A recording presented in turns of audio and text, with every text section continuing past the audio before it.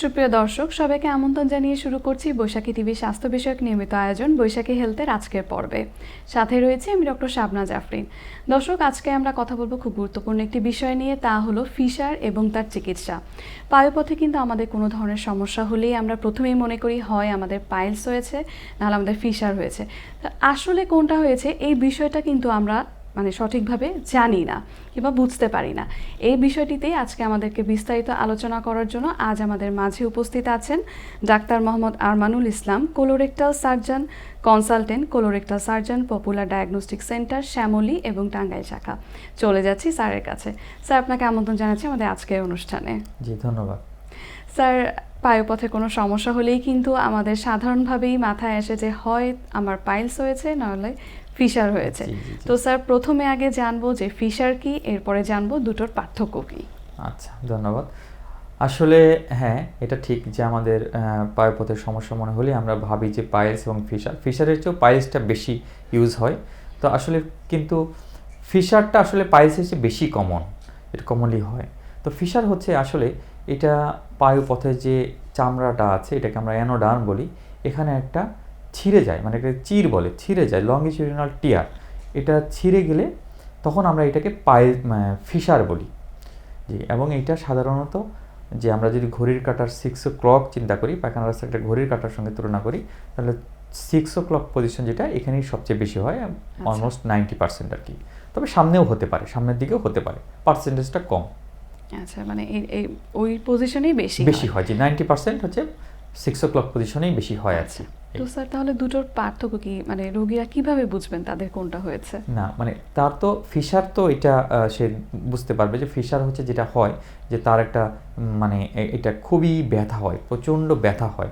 কারণ এখানে যেহেতু কাটা থাকে, এর মধ্যে যখন সে পানি ইউজ করে বা যখন সে টয়লেটটা গিয়ে লাগে, তখন তার প্রচণ্ড ইন্টেন্স পেইন হয় তার। এটা দিয়ে আমরা বুঝতে পারি যে তার ফিশার হয়েছে। আর কোন পজিশনে, এইটা আসলে তো বোঝা বড় মুশকিল, এটা তো আমাদের কাছে আসতে হবে, তখন আমরা বুঝতে পারবো যে কোন পজিশনে হয়েছে। আর আপনি হয়তো বলতে চাচ্ছেন যে পাইলসের সাথে আমরা কিভাবে আমরা আলাদা করতে পারি। জি, তো এখানেও রক্ত পড়ে, কিন্তু এত ব্যথা সাধারণত পাইলসে হয় না। পাইলসে কখন ব্যথা হয়? যদি এটা এক্সটার্নাল হেমোরয়েড হয় বা এখানে যদি একদম শক্ত হয়ে দলার মতো হয়ে যায়, এটাকে আমরা স্ট্র্যাঙ্গুলেটেড বা থ্রম্বোসড বলি, তখন আমাদের এরকম ব্যথা হয় এবং পারসিস্ট হয়। বাট ফিশারে যেটা হয়, এখানে কাটা থাকে, সে বাথরুম করার সময়ই তার প্রচণ্ড জ্বালা পোড়া হয় এবং তখন একটু রক্ত পড়তে পারে। আর সবসময় যে রক্ত পড়ে ব্যাপারটা এরকম না। এখান থেকে আমরা বুঝতে পারি যে এইটা আসলে ফিশার এবং এইটা হচ্ছে পাইলস। আচ্ছা, ঠিক আছে স্যার। তো স্যার, একটা তো লক্ষণ বললেন, তো আর কি কি লক্ষণ থাকতে পারে? এটার সাথে আসলে ওই যে বললাম যে প্রথমত তার প্রচণ্ড ব্যথা থাকে, তার সাথে হচ্ছে আপনার একটু ওই যে ব্লিডিং হতে পারে। আর যেহেতু কাটা থাকে, ওখান থেকে একটু সিক্রেশন হয়, এটা এসে ওই পায়ুপথে একটু চুলকানি, এগুলা থেকে একটু ইরিটেশন হতে পারে, বা একটু যে অনেক সময় জামাকাপড় একটু ভেজা ভেজাও থাকতে পারে। এগুলোই মূলত ফিশারের। এবং তার বাইরে অনেক সময় বলে যে স্যার আমার মুখে একটু পায়খানার মধ্যে একটু চামড়া বেড়ে গেছে, অনেক সময় একটু চামড়া বেড়ে গেছে, এটাকে আমরা সেন্টিনেল পাইল বলি আর কি, যে এক্সটার্নাল একটু স্কিন ট্যাগ থাকে আর কি। এটা দেখেও আমরা বুঝতে পারি এটা তার মানে ফিশার হয়েছে আর কি। আচ্ছা, তো স্যার, রোগীরা যখন এই ধরনের সমস্যাগুলো নিয়ে আপনাদের কাছে আসেন, তখন আপনারা ডায়াগনোসিস করার জন্য কি করেন? আসলে ফিশার তো এটা ক্লিনিক্যাল ডায়াগনোসিস।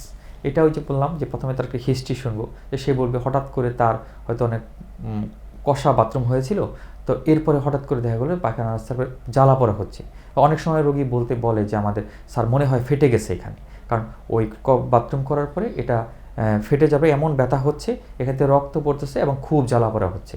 তখনই আমরা বুঝতে পারি যে এটা। আর সাথে আমরা ফিজিক্যাল এক্সামিনেশন করি, আমরা পায়ুপথটা দেখে তারপরে বুঝতে পারি যে আমরা তার ফিশার হয়েছে।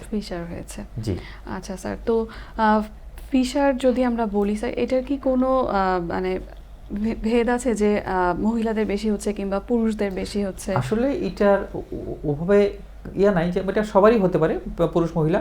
বাট আমাদের অভিজ্ঞতা যেটা আমরা দেখেছি যে এটা আসলে মহিলাদেরই বেশি হয়, মহিলারা বেশি সমস্যা নিয়ে আমাদের কাছে আসে আসলে। আচ্ছা, তো স্যার, যখন রোগীরা আপনাদের কাছে আসেন এই ধরনের সমস্যা নিয়ে, তখন স্যার আপনারা কি ধরনের চিকিৎসা দিয়ে থাকেন? প্রথমে আমরা যেটা করি যে এটা তো মেডিকেল ম্যানেজমেন্ট আমরা প্রথমেই দিই, কারণ মেডিকেল ম্যানেজমেন্টে এটা 80-90% এটা ভালো হয়ে যায়। এটা কিন্তু আমাদের যে এটা প্রথমেই ভয় পাওয়া যাবে না, যে এটা ম্যাক্সিমাম ক্ষেত্রে আমরা যদি লাইফস্টাইল চেঞ্জ করি, আমরা একটু খাওয়া দাওয়াটা ঠিকঠাক মতো, আমরা একটু ফাইবার জাতীয় খাবার বা মাত্রাটা নরম রাখি, এবং আমরা কিছু লোকাল থেরাপি আছে, এগুলোতেই আমাদের ম্যাক্সিমাম এই ফিশারটা ভালো হয়ে যায় আর কি। আচ্ছা স্যার, এটার জন্য কি কোনো ধরনের কোনো সার্জারি আছে কিংবা? জি জি জি, এটার জন্য সার্জারি আছে। সার্জারি তো আসলে গোল্ড স্ট্যান্ডার্ড বলা হয় এটা সার্জারি। এটা আমরা ক্রনিক যেগুলো আছে, আমরা এটার ভাগ আছে অ্যাকিউট এবং ক্রনিক। ক্রনিকে সাধারণত আমাদের সার্জারিটা অনেক সময়ই লাগে, এবং এটা একটা গোল্ড স্ট্যান্ডার্ড সার্জারি আছে আসলে। আচ্ছা জি। স্যার, মহিলাদের তো দেখা যায় যে এই ধরনের সমস্যা হলে তারা কিন্তু সহজে বিশেষজ্ঞ চিকিৎসকের কাছে যান না। জি জি দেখা যায় যে বেশিরভাগই তারা মানে পুরুষ বিশেষজ্ঞ চিকিৎসক তারা অ্যাভয়েড করারই চেষ্টা করেন। তো জি, স্যার জি। সেই ক্ষেত্রে ওনারা কি করবেন? আসলে সেক্ষেত্রে তো এখন আসলে আমাদের তো দিন চেঞ্জ হচ্ছে। আমাদের তো আমরা যে আগের সেই দিনগুলো থেকে মানুষ সচেতন হচ্ছে। একটা সময় আমাদের অলমোস্ট 100% ডেলিভারি বাসায় হতো। এখন অলমোস্ট 100% না হলেও অন্তত 70-80% ডেলিভারি তো হসপিটালেই হচ্ছে, এবং সেখানে তো ডাক্তারই। এখানে তো আসলে লজ্জা পাওয়ার কোনো বিষয় নাই। আবার যেটা হয় যে মহিলারা কমনলি যে দেখা যায় যে মহিলা ডাক্তারদের কাছে প্রিফার করে বা গাইনোকোলজিস্টদের প্রিফার করে। তো সেক্ষেত্রে আসলে এটা তো গাইনোকোলজিক্যাল প্রবলেম না, একটু কষ্ট করে হলেও সেটা হচ্ছে জেনারেল ফিমেল সার্জন হোক বা মেল সার্জন হোক, যাকে উনি প্রিফার করে তার কাছে আসলে কষ্ট করে হলেও আসতে হবে। আচ্ছা। আর যে কিছু প্রতিরোধ, এটা তো সব জায়গায় দেখা যায় আমাদের হাতে মোবাইল ইন্টারনেট আছে, আমরা কিভাবে একটু ভালো থাকতে পারি, স্টুলটা কিভাবে নরম রাখতে পারি, আমাদের খাদ্যাভ্যাসটা কেমন হওয়া উচিত, এটা কিন্তু মানুষ নেট থেকেই বা হাতের মোবাইল থেকেই সে জানতে পারে। এটা কিন্তু অনেকটা ভালো তার কাজ করে, যেটা সে হয়তো প্রিভেন্ট করতে পারে এটা। আচ্ছা স্যার, প্রিভেনশনের কথা যেহেতু বললেন, সো স্যার আপনার মুখ থেকেই আমরা শুনতে যাব। প্রিভেনশনের ক্ষেত্রে আমরা যেটা করতে পারি যে আমাদের যেটা কমনলি যেটা আমাদের হাইড্রেশনটা মেনটেন করতে হবে আর কি, যে আমার সাফিসিয়েন্ট পরিমাণ আমাদেরকে পানি খেতে হবে, সাথে আমাদেরকে ফাইবারযুক্ত খাবার খেতে হবে, এবং ফাইবার জাতীয় খাবার যদি কখনও কষা হয়, কষা থেকেই তো সাধারণত কমনলি যেটা কজ, এটা যে কমনলি কনস্টিপেশন থেকেই এটা হয়, আবার ডায়রিয়া থেকেও হতে পারে। সো কনস্টিপেশনটা যদি আমরা মানে প্রিভেন্ট করতে পারি, যে আমরা যখনই আমাদের কষা হবে একটু, তখনই আমরা হয়তো একটু ডায়েটারি ফাইবার সাথে একটু সাপ্লিমেন্ট যেটা বাজারে পাওয়া যায় সেসব একটু ডায়েটারি ফাইবার বা অথবা স্টুল সফটেনার, এগুলো যদি আমরা মানে ইউজ করতে পারি, তাহলে কিন্তু এটা প্রিভেন্ট করা সম্ভব। আচ্ছা স্যার, কি মানে কোনো খাবার আছে যেগুলো আমাদেরকে অ্যাভয়েড করতে হবে? যেমন ধরেন যে রেড মিট যেগুলো আছে, রেড মিটটা আমরা অ্যাভয়েড করতে পারি, সাথে যেমন বাইরের যে ফুডগুলো, ফাস্ট ফুড যেগুলো, জাঙ্ক ফুড যেগুলো আছে, এবং তৈলাক্ত খাবার যখনই কনস্টিপেশন হবে তখনই সব ধরনের তৈলাক্ত খাবার অ্যাভয়েড করতে হবে। যে এটা শর্ট টাইমের জন্য হলেও যদি করতে পারে, তাহলে কিন্তু কনস্টিপেশন প্রিভেন্ট হলেই তার কিন্তু এটা প্রিভেন্ট করা সম্ভব।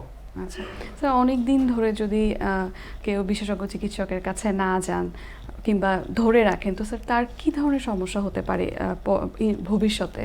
ভবিষ্যতে আসলে যেটা হয় যে অ্যানাল ফিশার থেকে যেটা হয় যে অ্যানাল ফিশার থেকে টাইট হয়ে থাকে, তো এটা তো আমরা বলতে 6 সপ্তাহের বেশি হলে এটা ক্রনিক অবস্থায় চলে যায়। এটার জন্য কিন্তু এটাকে আমরা ক্রনিক অ্যানাল ফিশারে যেতে পারি। তার বাইরের মুখে যে অনেক বড় চামড়া হয়ে যেতে পারে, ভেতরে বাইরে চামড়া হতে পারে, ইভেন এভাবে কষা, এবং সে কনস্টিপেশন সে চাপতে চাপতে তার দেখা যায় যে তার যে ওডিএস বা পায়খানার রাস্তার নিচে নেমে আসতে পারে, এবং এটার থেকে হেমোরয়েডও ডেভেলপ করতে পারে, এবং at the end of the অনেক লং রানে যদিও বলা আছে, বাট এটা খুবই রেয়ার, এটা কিন্তু অনেক সময় ক্যান্সারও হতে পারে। আচ্ছা স্যার, তার মানে অবশ্যই এই বিষয়টাকে হেলাফেলা না করে গুরুত্বের সাথে দেখতে হবে। অবশ্যই গুরুত্বের সাথে দেখতে হবে। আচ্ছা স্যার, আমাদের দর্শকদের উদ্দেশ্যে যদি আপনার কোনো পরামর্শ থাকে। আচ্ছা, দর্শকদের অসংখ্য ধন্যবাদ, সবাই কষ্ট করে এই অনুষ্ঠান উপভোগ করার জন্য। যেটা পরামর্শ থাকবে যে আমাদের যে কোনোভাবেই হোক, যে স্বাভাবিক যে আমাদের শরীরের হাইড্রেশন মেনটেন করতে হবে, এবং আমাদের যে কনস্টিপেশন এটা সবসময় প্রিভেন্ট করতে হবে, এবং প্রিভেন্ট করার জন্য যা কিছু করা দরকার সেটা করতে হবে। তাহলে আমরা ছোট থেকে বড় অলমোস্ট সব ধরনের অসুবিধা, পায়ুপথজনিত যে সমস্যাগুলো আছে এগুলো আমরা প্রিভেন্ট করতে পারবো। ধন্যবাদ স্যার আপনার মূল্যবান সময় আমাদেরকে দেওয়ার জন্য। ধন্যবাদ। দর্শক, এতক্ষণ আমরা কথা বলছিলাম ফিস্টুলা এবং তার চিকিৎসা নিয়ে। স্যার কিন্তু আমাদেরকে বললেন যে কি করলে এ ধরনের সমস্যা থেকে আমরা দূরে থাকতে পারি, কি ধরনের খাবার খেতে হবে কিংবা এর চিকিৎসা কী। আশা করি আমাদের এই আলোচনাগুলো আপনাদের অবশ্যই উপকারে দিচ্ছে। আগামী পর্ব দেখার আমন্ত্রণ জানিয়ে আজকের মতো এখানেই বিদায় নিচ্ছি। সবাই ভালো থাকবেন, সুস্থ থাকবেন এবং বৈশাখী টিভির সঙ্গেই থাকবেন। আল্লাহ হাফেজ।